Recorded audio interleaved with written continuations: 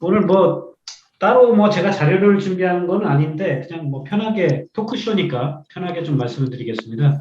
제목을 뭐 에너지 전환 정책의 급소 이렇게 토크쇼 제목을 달아주셨는데 우리가 뭐 운동 선수들도 급소 공격하는 건 예의가 아니잖아요. 그래서 급소까지는 아니더라도 지난 5년 에너지 정책에 대한 뭐 반축, 시사점 뭐 이 정도의 의견을 좀 편하게 드리는 수준으로 좀 하도록 하겠습니다. 제가 요즘 고민이 많이 있는데 이렇게 에너지 문제가 우리 사회 경제라든지 아니면 우리 생존에 지대한 문제가 됐는데도 왜 항상 우리 국민들의 관심사가 못 되고 이렇게 후순위가 될까 이런 고민들을 많이 하고 있거든요. 요즘 들어서.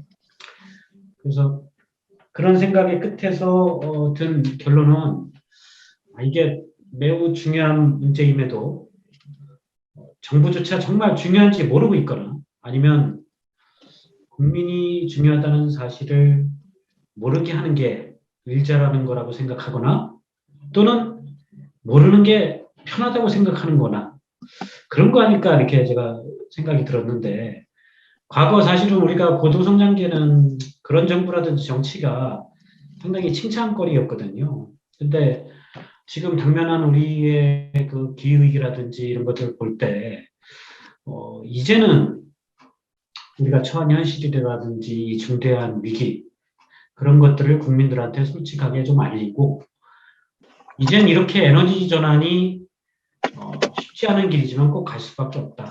근데 쉽지는 않다. 그렇게 중요하게 좀 국민들이 느끼도록 꼭 해야 되지 않나. 그런 게 좀 새 정부에 대한 바람이고요. 오늘 주제로 들어와서 문정부의 5년 에너지 정책이 급소라기보다는 제가 가장 인상적이었던 결정적인 장면을 뭐 꼽으라면은 저는 아마 2007년 정부 출범하고 나서 처음에 그 산업부 장관 임명 그게 첫 단추가 그때부터 참 첫 단추가 잘못 깨어졌다. 그 다음에 뒤이어서 대통령께서 이제 뭐 직접 나선 고리 1호기 연구정지 기념식에서의 어떤 발언들 그리고 세 번째로는 새만금 발전단지의 기가와트 단위 대규모 재생에너지 발전단지를 개발하겠다고 선언하고 실제 많은 사업자들이 참여하는 그 대목. 그래서 그런 그 소위 임기 말의 그 수소경제 로드맵이라든지 수소산업에 대한 에드벌룬 띄우는 그런 장면들이 문정부를 대표하고 결정적 상징적인 장면들이 아닌가 그렇게 생각을 합니다. 뭐 손석희 앵커하고 퇴임 전에 문 대통령께서 인터뷰를 하실 때 당신은 뭐 링위에 서보지도 못했다 이렇게 얘기를 하셨는데 저는 뭐 그걸 꼭 대선 개입 안 했다 이렇게만 들은 게 아니고 야 전장의 선 장수가 난 아무것도 안 했다.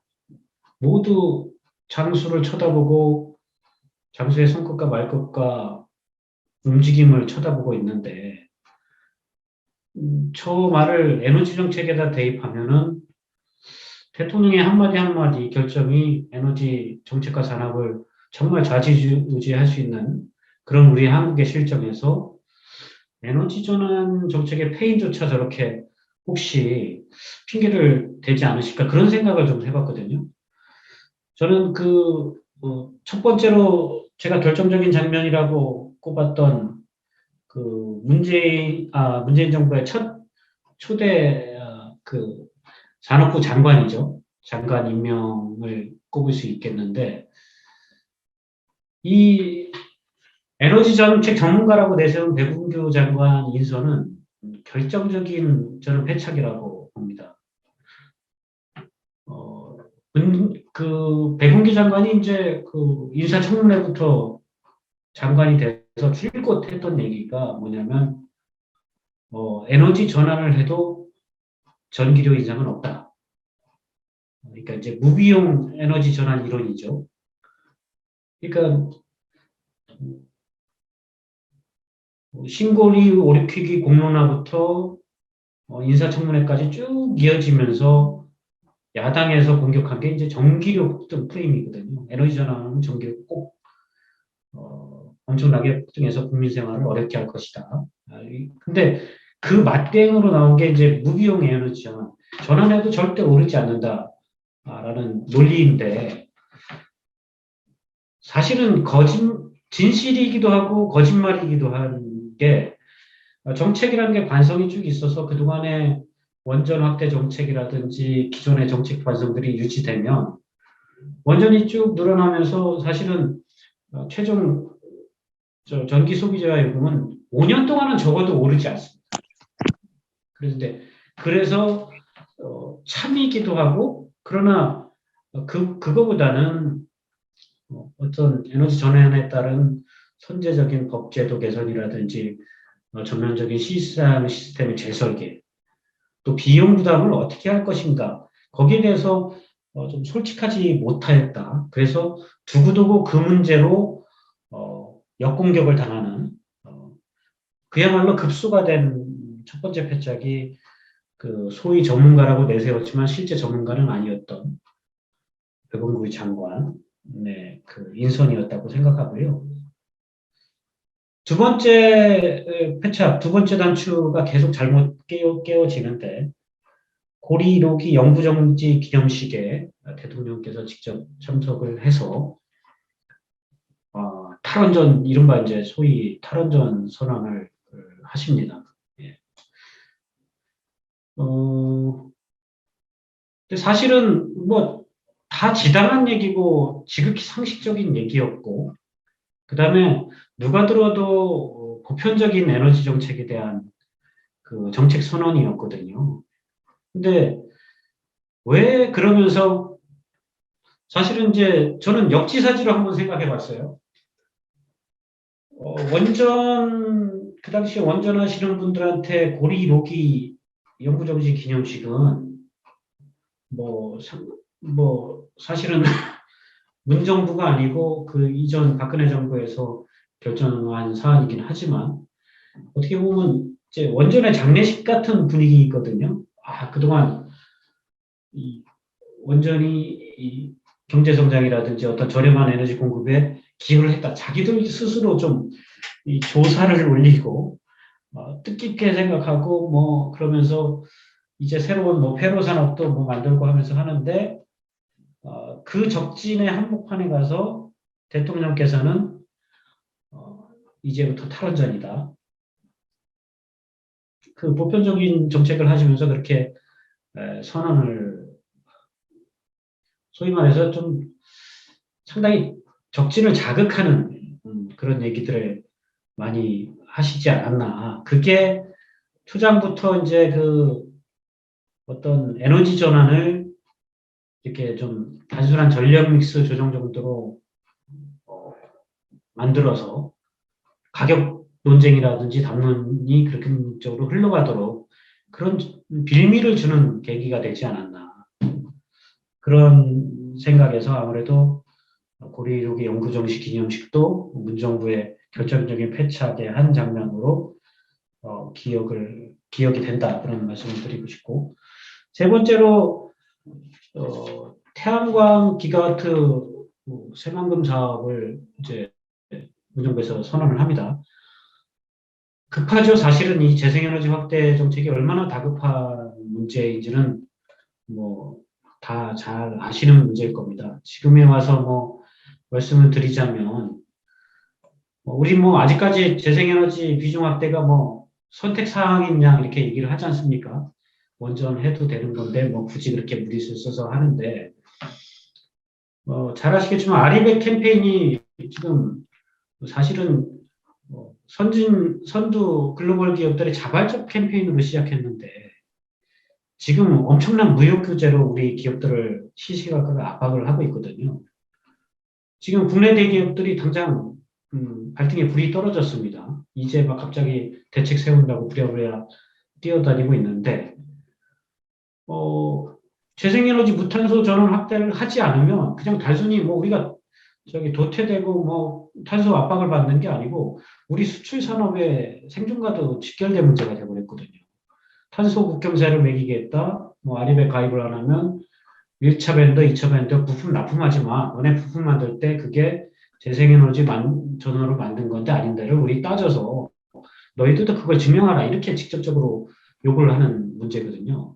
그러면서 어, 이제 보나마나 이것들이 더 우리 수출 산업으로 먹고 사는 우리 경제에 크나큰 위협이 될 텐데 그렇게 뭐 당장 갈 길은 머니까 그 마음이 급하니까 그래서 새만금에 어, 최대 3기가와트의 어떤 재생에너지 대규모 공급단지를 만들겠다고 선언을 합니다.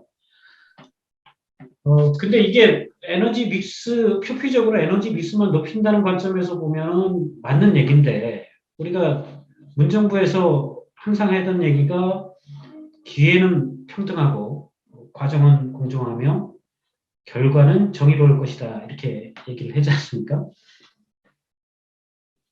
사실 에너지 전환도 그 관점에서 좀 들여다봐야 될 사안이거든요. 우리 에너지 전환을 이 원칙에다 대입하면 기회가 평등했을까요?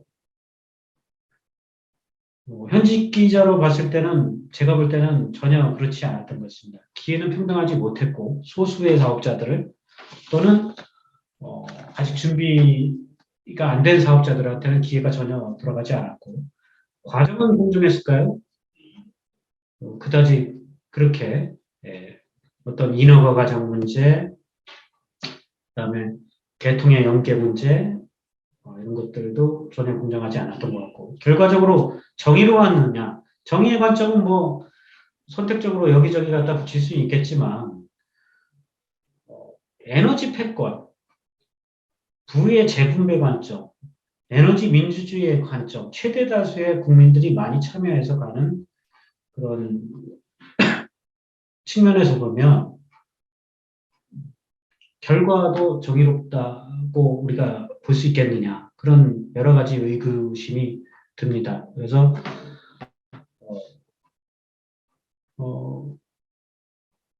앞으로 우리가 이제 이 재생에너지 에너지 전환 정책의 급소 5가지 제가 3기 할 때 앞서서 있었던 그런 몇 가지 패착들이 결과적으로 뒤에 연쇄적으로 우리가 소위 스텝이 꼬인다고 하는데 그런 결과들을 좀 낳은 거 아닌가 그런 아쉬움들이 상당히 많이 들고요. 우리 뭐 문정부가 그렇다고 대단히 뭐 파격적이고 혁신적인 정책을 추구했느냐? 사실은 그렇지도 않다고 봅니다. 상당히 보편적인 남들이 하는 만큼 남들 하는 수준도 못 가는 목표들을 세웠거든요. 처음에 문정부의 상징적인 정책이 3020 정책, 2030년까지 재생에너지 비중을 20%로 높이는 정책인데 선진국, 뭐 심지어 개도국, 후진국, OECD는 말할 것도 없고 이미 우리의 목표보다 더 많은 재생에너지 목표를 달성한 나라들이 많습니다. 전 세계 11대 경제대국이라는 우리나라에서 최소한 우리가 체면 치레를 할 수 있는 정도의 정책 선언이었거든요. 그 정도 정책 선언을 하면서 보편적인 에너지 정책을 선언하면서 에너지전을 단순히 전력 믹스의 조정 정도로 인식해서 이 담론들이 수치라든지 가격 문제로 막 흘러가도록 방치를 했고 아까 말씀드린 대로 초장부터 어떤 탈원전이라든지 탈석탄 이런 자극적인 용어로 소위 기득권들의 너무 전의를 불타게 한 것이 전략적으로 맞았는가 뭐 그렇게 자신감 있게 할 수도 있겠지만 에너지 전환이 얼마나 어려운 과업이고 그들의 기득권의 저항들이 얼마나 셀 것이라는 것을 짐작을 했고 전략적으로 그걸 접근을 했다면 좀 더 그 전략과 경로, 과정들은 좀 더 치밀하지 않았어야 하는가 그런 것들이 가장 아쉬움이 많이 남습니다.